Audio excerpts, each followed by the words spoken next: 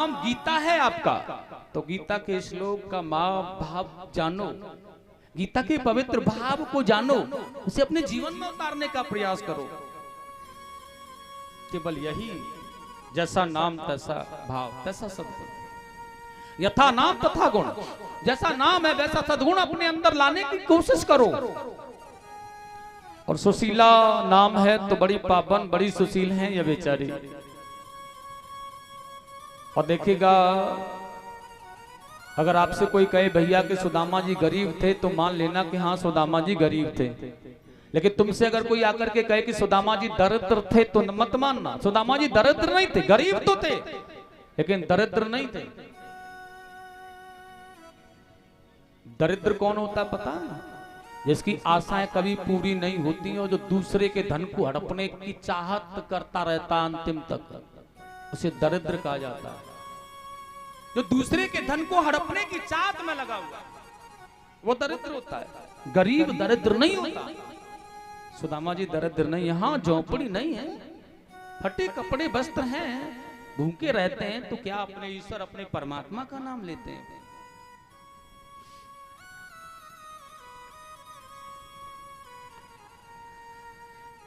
एक बार का समय आया, सुदामा जी के घर पर कई दिन भोजन नहीं बन पाया। और जब कई दिनों तक सुदामा जी के यहाँ भोजन नहीं बन पाया है,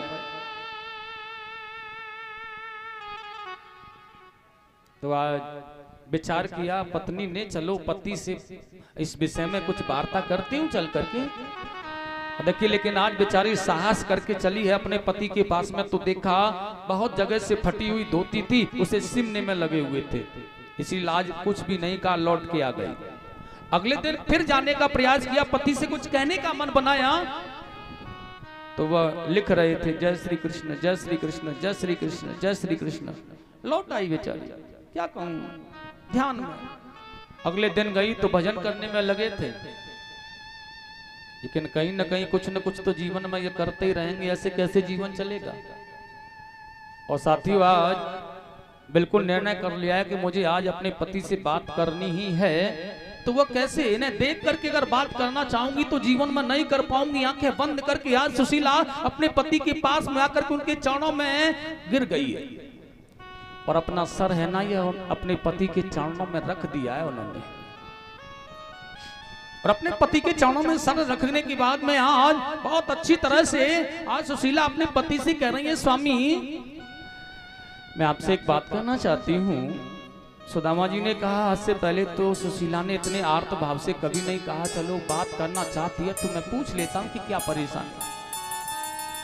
सुदामा जी ने कहा, क्या कहना चाहती हो? सुशीला ने कहा, भगवान जब भगवान सूर्य निकलते हैं ना, तो मुझे ऐसा लगता है कि सारा प्रकाश उनका मेरे ही घर में आ रहा है, लेकिन मैं आपसे कुछ नहीं कहती हूँ पति देव।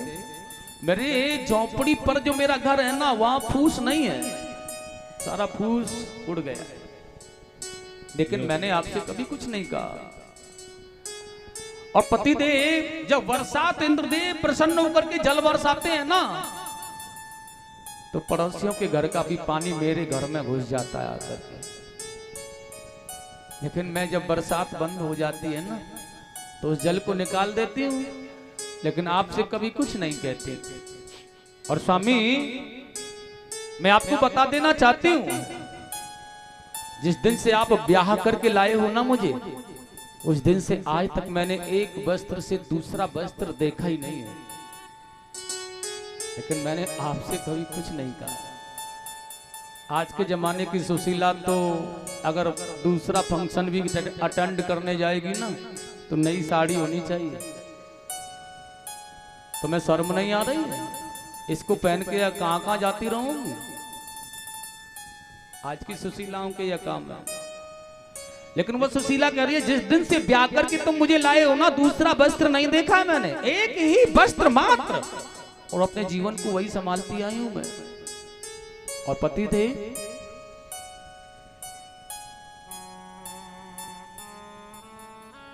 घर में खाने के लिए भी कई दिन हो गए कुछ भी नहीं है।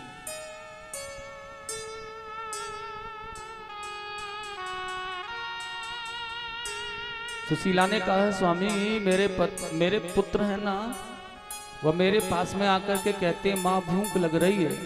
स्वामी मैं अपने पुत्रों को भली भांति समझाने का प्रयास करती हूँ, भैया आज हमारे यहाँ एकादशी है और एकादशी के दिन ब्राह्मणों के यहाँ भोजन नहीं बनाया जाता है।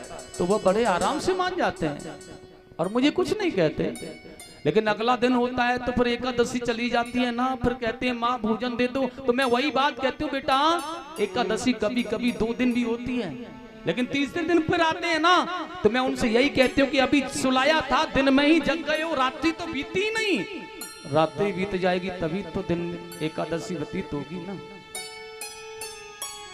लेकिन स्वामी मुझे एक बात और बता दो कि एकादशी कितने दिन तक और चलाऊं। लेकिन जब विवश हो जाते हैं ना, मेरे पुत्रों के तन पर एक भी वस्त्र नहीं है, और जब मुझे अपने पेट को दिखाते हैं ना, वो कहते हैं माँ भूख लग रही है, माँ भोजन दे दो, माँ बहुत सता रहा है हमें ये तृष्णा, भोजन दे दो माँ।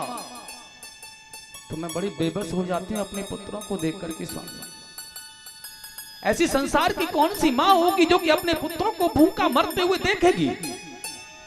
इसलिए आज मेरे पुत्र जब मेरे पास में आकर के अपने पेट को उगार उगार करके कहते माँ भोजन दे दो, माँ भोजन दे दो, माँ भोजन दे दो माँ, और वो मुझसे कहते हैं अगर माँ भोजन नहीं दे सकती हो ना तो तुम मुझे केवल जल पिला करके, तो मेरा धैर्य टूट जाता है। पतिदेव आप कुछ क्यों नहीं करते उनके लिए।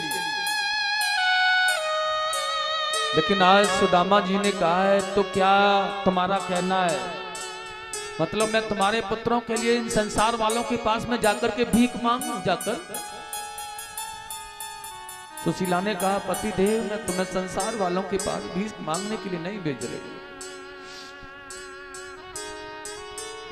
संसार वालों के पास भीख मांगना भी नहीं है, क्योंकि दुनिया से भला हम क्या मांगे,